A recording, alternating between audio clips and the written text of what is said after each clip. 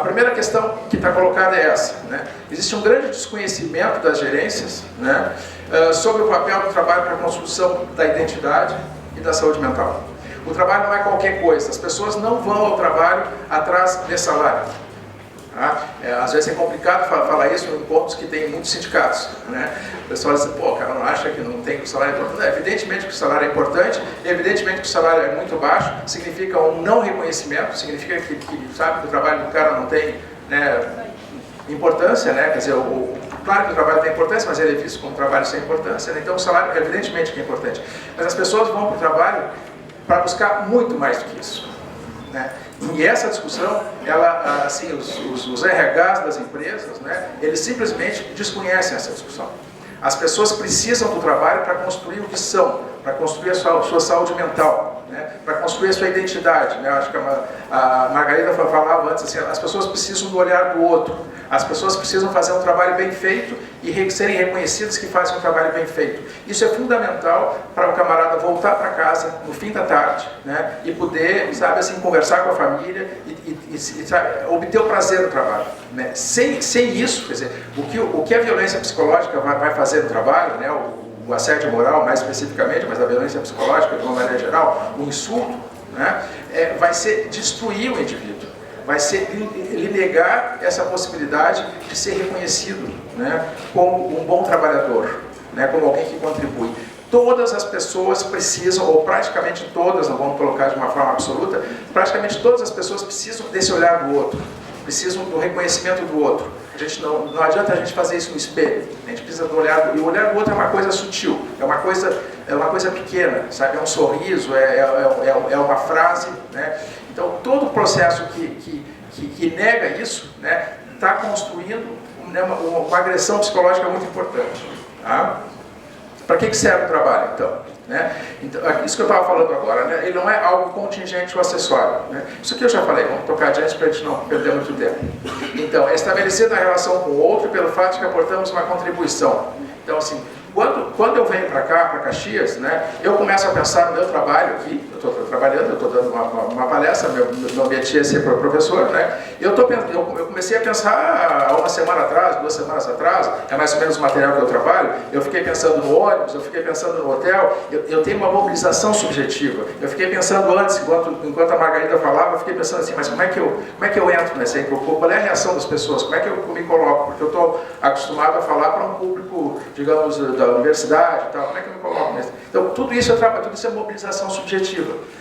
Né? Eu venho aqui e eu vou construindo, eu vou fazendo o meu trabalho, eu vou refazendo o meu trabalho. Então, todas as pessoas fazem isso. Quer dizer, a não ser que o cara seja máquina, né? O cara seja exatamente igual à máquina, sempre é necessário que ele construa alguma coisa, que ele crie alguma coisa, que ele coloque sua inteligência. Né?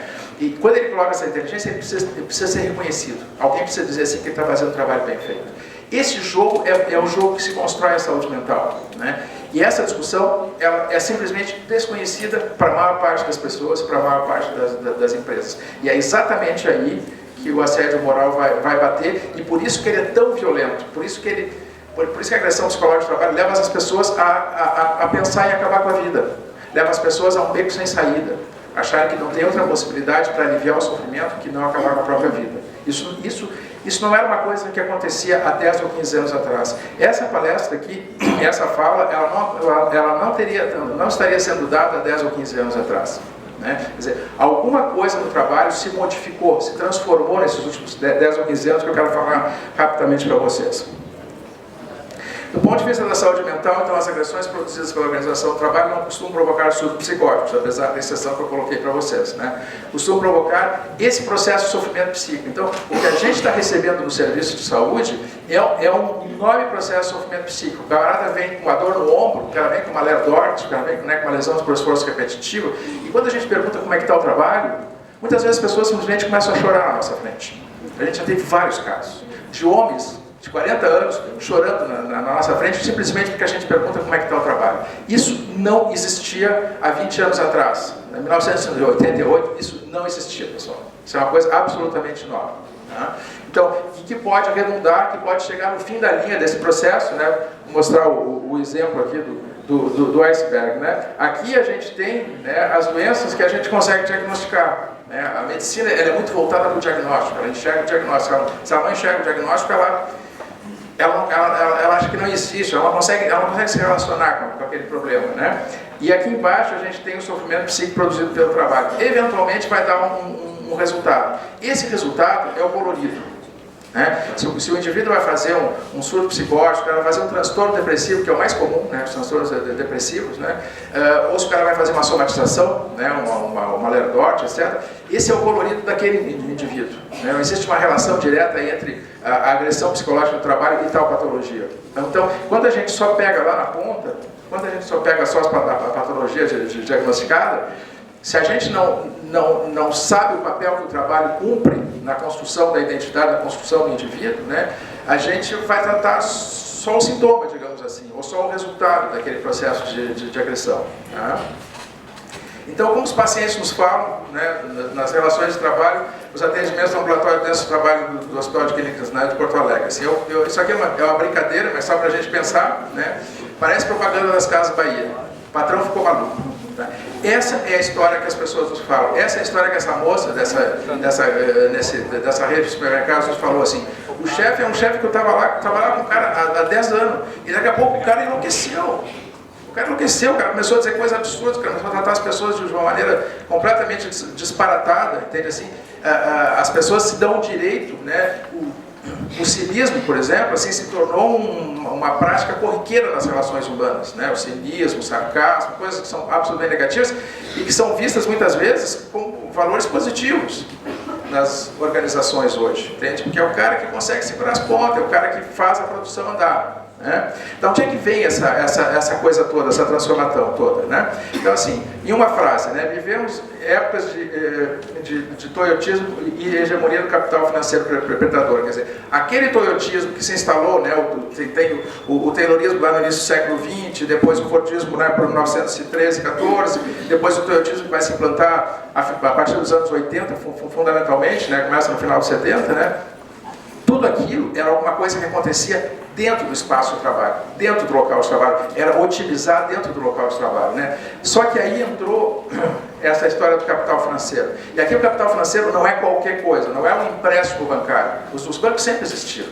Entrou alguma coisa diferente, né? Que é o que eu quero falar rapidamente aqui para vocês, né? Onde é que saiu tudo isso? Vou contar uma historinha, né? Espero que não se cansem com essa história, mas infelizmente, né, essa discussão está acontecendo muito fora do Brasil. Né, eu tenho muita bibliografia francesa, principalmente, que é onde eu fiz meu doutorado. Assim, né, a pessoa que foi o meu orientador, ele está participando de uma discussão grande na França sobre essas questões, né, e os caras identificaram aonde que está a fonte dessa transformação, né, desse surto, né, de assédio moral, de violência psicológica no trabalho. Na França, os caras tiveram uma empresa, né, a France Telecom, teve 60 suicídios, né, no período de 2 anos.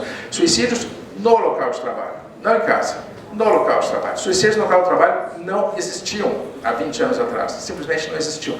E uma boa parte dessas pessoas deixaram cartas documentando o trabalho, documentando as transformações que a empresa sofreu e como elas foram levadas, né, à desmoralização, ao desrespeito, etc, etc. Então, assim, ó, as imagens aqui não estão boas. Esse camarada aqui, tá, é o tal do Henry Graves, tá? Esse cara e mais 2, que é um grande banco norte-americano, tá? Os caras tiveram uma sacação, né, que é de construir um fundo de investimento, mas não qualquer fundo de investimento. É um fundo que se chama Private Equity. Tá? Se vocês anotarem essa palavrinha e colocarem na internet, vocês vão achar o mundo do tal do Private Equity, tá? Vocês vão achar os conceitos e tal. Então, assim, é alguma coisa que é feita por fora da bolsa. É um investimento financeiro que é feito por fora da bolsa. Tá? Foi uma sacação desses caras. Eles começaram, né, o objetivo então assim, é comprar e otimizar as empresas. Resumidamente, tá? O cara chega com um caminhão de dinheiro, né, reorganiza a empresa, demite 20%, reorganiza a empresa, torna ela mais otimizada, né, torna ela mais produtiva, né, e sai em 4 anos. Retira a sua participação. Só que esses caras, eles não são que nem os bancos. Não é como ir ali no Bradesco pedir empréstimo. Não, é outra história. Os caras entram com a gerência. São investimentos de altíssimo risco. Tá? Então, o que os caras buscam? Nos Estados Unidos, tu tem um lucro, um ganho numa aplicação de 1,2% ao ano, o cara está super feliz. Tá? Os caras prometem 5%, os caras prometem 7%, os caras prometem 10% ao ano. Da onde é que vai sair 10% numa economia que não cresce 10%?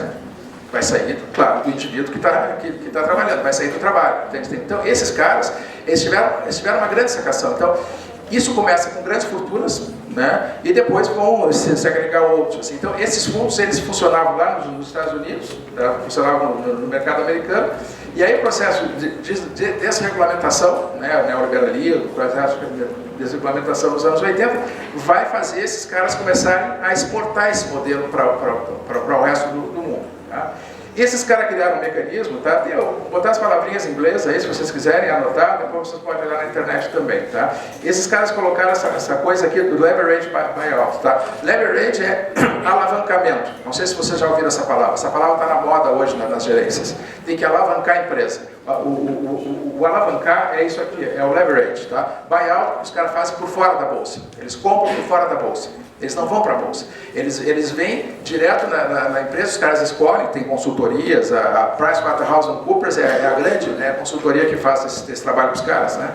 Eles vêm e eles querem sair em 4 anos com uma lucratividade absurda. Absurda, entende? Então tem alguma coisa completamente de fora da empresa. A gente está lidando com uma coisa completamente de fora. Então, como é que os caras compõem esse leverage buyout? Né? Os caras têm 20% só do dinheiro, e aí os caras fazem 80% de empréstimo, né? E aqui embaixo eu boto assim que às vezes é 0% de dinheiro que os caras têm, em 300 bancos pelo mundo.